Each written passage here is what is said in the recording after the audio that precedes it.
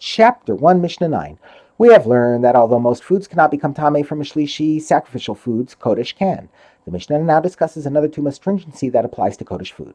If there are a number of kodesh loaves that are touching one another, and they have drops of consecrated water in the holes, indentations on top of the loaves, their law for becoming tameh is as follows.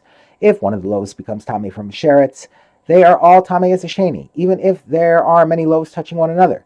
The loaf touched by the sheretz becomes a rishon and makes the next loaf a sheni. The second loaf makes the water on top of it a rishon, as is the rule for liquids that become tameh. We then view the water on the second loaf as touching the third loaf, even though it is not actually in contact with it. The water, being a rishon, turns the third loaf into a sheni. This in turn makes the water on top of the third loaf into a rishon. Since the third loaf touches the fourth loaf, we again view it as the water on the third loaf touched the fourth, and this process continues endlessly. For this reason, all the loaves that are touching one another become a sheni. The rule we just learned applies only to foods that have sacrificial holiness, kodesh. The Mishnah will now teach that the law for terumah is less strict. With loaves of terumah, a sheretz transmits tumah to two loaves and disqualifies one additional loaf. The sheretz makes the first loaf a rishon, and that loaf then makes the second loaf a sheni. The second loaf then makes the third loaf a shlishi, which cannot be eaten. However, the third loaf cannot transmit tumah to the fourth loaf, because terumah cannot become a revi'i.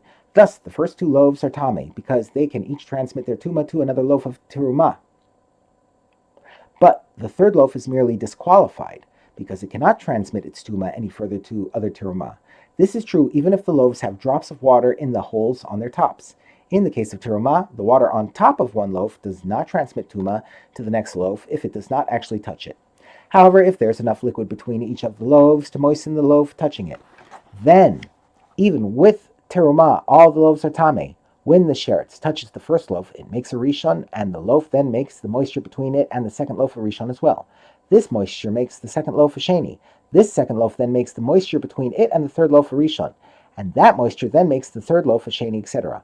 All the loaves, aside from the one that was originally touched by the sheretz, thus become a sheni from the moisture between them.